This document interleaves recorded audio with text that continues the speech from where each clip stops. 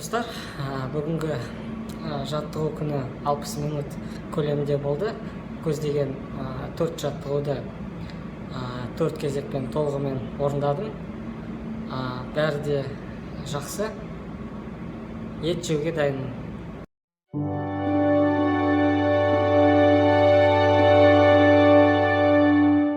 Бізге аса құрметті отандастар, достар, сіздерді еліміздегі ең дәстүрлі ұлыстың ұлы күні Наурыз мейрамымен құттықтаймыз. Баршаңызға мықты денсаулық, отбасыңызға бақыт, еңбегіңізге жеміс тілейміз.